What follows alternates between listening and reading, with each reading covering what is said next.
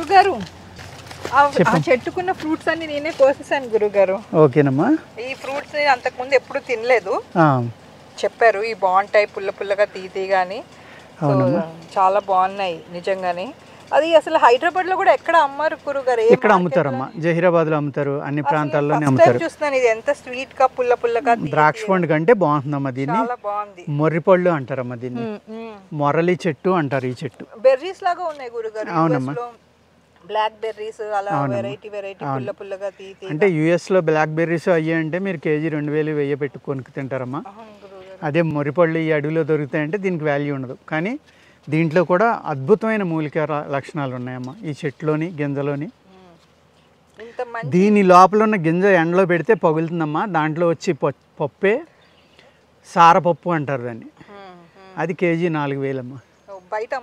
బయట అమ్ముతారు. అది మన స్వీట్ల మీద వాటి మీద వేసి రకాల్లో ఒక పప్పుల్లో ఇది కూడా ఒక పప్పు అమ్మ. అది దీనికి అనేక రకాల మూలిక లక్షణాలు ఉన్నాయమ్మా. దీనిని మొరలి చెట్టు అంటారు. మొరలి. దీని పండుని మొర్రిపళ్ళు అంటారమ్మా. పిట్టలు బాగా తింటాయి, మనుషులు కూడా బాగా తింటారు. ఇది వర్షం అలా ఒక తొలకరి వర్షం చినుకులు పడగానే ముగ్గిపోతాయమ్మా. ఇవి కొంచెం ఎర్లీగా వచ్చేస్తున్నాయి. ఇప్పుడు నేను 20 సంవత్సరాల నుంచి వీటిని అబ్జర్వ్ చేస్తున్నానమ్మా. అప్పట్లో మే నెలలోని జూన్ నెలలో వచ్చేదమ్మా పండు. ఇప్పుడు మార్చి నెలాఖరు ఏప్రిల్లోనే పళ్ళు వచ్చేస్తున్నాయి. అదేవిధంగా ప్రకృతి మారిపోతుంది అనటానికి ఈ కూడా ఒక ఎగ్జాంపుల్ అమ్మ. మనం ఈ మొర్రి చెట్టు ఏదైతే ఉందో దీని బార్క్ అమ్మ, ఇది ఉంది కదా, దీన్ని కట్ చేస్తే చాలా థిక్నెస్ ఎక్కువ ఉంటుంది. ఇంత దళసరం ఉంటుంది దాన్ని. బాగా 1 ఇంచ్ నియర్లీ ½ ఇంచ్ నుంచి పెద్ద చెట్టు అయితే 1 ఇంచ్ థిక్నెస్ ఉంటుందమ్మా. ఎర్రగా ఉంటుంది లోపల. దానిని తీసుకుని పచ్చిదాన్నే బాగా మెత్తగా నూరుకోవాలి.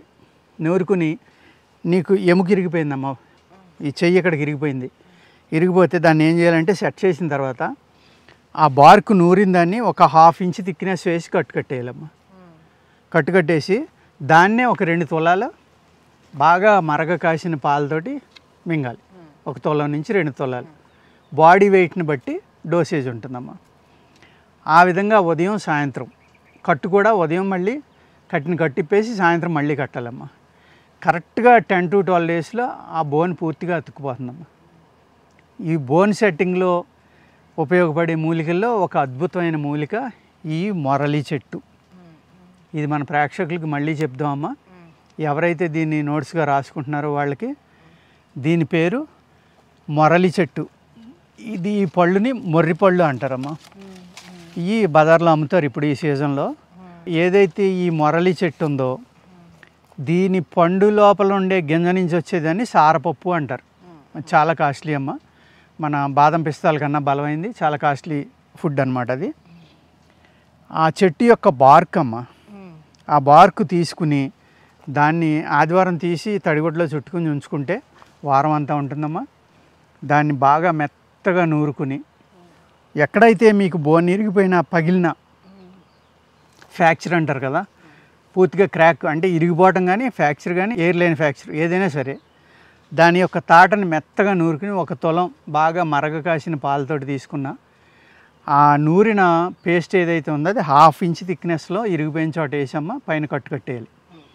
అలా ఉదయం సాయంత్రం ఓపుకుంటే కట్టుకోవాలి, లేకపోతే 24 అవర్స్లో మళ్ళీ ఆ కట్టు తీసేసి కొత్తది వేసి మళ్ళీ కట్టాలి.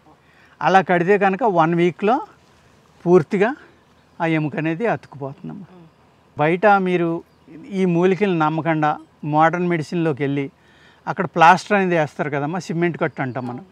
అది వేసుకున్నాక కూడా దీన్ని వాడుకుంటే మీరు 6 వారాల నుంచి 14 వారాలు ఉంచాలి, 12 వారాలు ఉంచాలి, 8 వారాలు ఉంచాలని చెప్తారు కదా కట్టు. 3 వారాల్లో ఇప్పేచ్చమ్మా.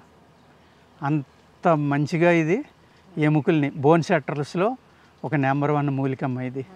అది బాగా చెప్పారు గురుగారు. ఇవి మనం ప్రేక్షకులకు కూడా చూపిస్తాము. ఈ ఫ్రూట్స్ అండి చిన్న ద్రాక్ష పళ్ళే ఉన్నాయి కదమ్మా, బాగా ముగ్గురి ఇండియన్ బెర్రీస్ లాగా పుల్లగా తీయగా ఉన్నాయి, చాలా బాగున్నాయి. లోపల గ్రీన్ కలర్ ఇలాగా తిన్నాక అలాగా గ్రీన్ కలర్ వచ్చింది. ఈ గ్రీన్ కలర్ అది ఎండలో వేయాలమ్మా.